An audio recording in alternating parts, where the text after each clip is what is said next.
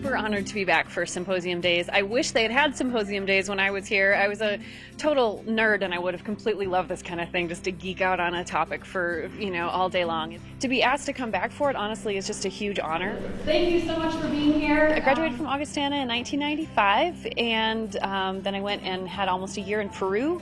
Then I lived in Chicago for about 3 years, and about 3 or 4 years ago I started to feel the pull back to radio and journalism, and so that's when I started producing stories for public radio, news stories, and then I launched my own podcast called Threshold about 2 years ago. Not just think about this animal or this particular issue, but also think about how we're actually thinking about it. I was really motivated to try to tell deeper stories about environmental issues. I feel like in 100 years we're going to look back at this time and ask, our children are going to be asking, how could they have been thinking or talking about anything else? So I started Threshold as a way to try to create a space for that sort of conversation, and also to really get out into the world and talk to people on the ground about environmental issues, rather than maybe having it all come from a sort of top-down policy or academic approach, but from people who are actually living on the land and dealing with things as they're changing. What's your name? I'm Sophie.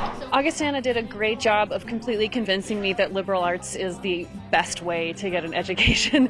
I did a whole bunch of political science classes, then I became a philosophy major. I studied a bunch of writing and English.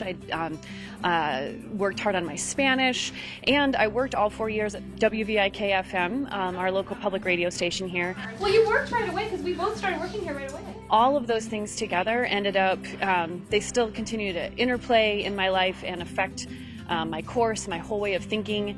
And I remember professor after professor saying, like, we're not necessarily here to give you knowledge. You can go get knowledge anywhere you want for the rest of your life. We're here to try to teach you how to think. I feel like that's obviously a lifelong project, but I really did learn that and am working on continuing to improve my thinking skills for the rest of my life, thanks to Augustana. Well, as I drove into the Quad Cities this morning, I started singing this song that was on TV a lot at the time about Quad Cities, USA, looking better every day.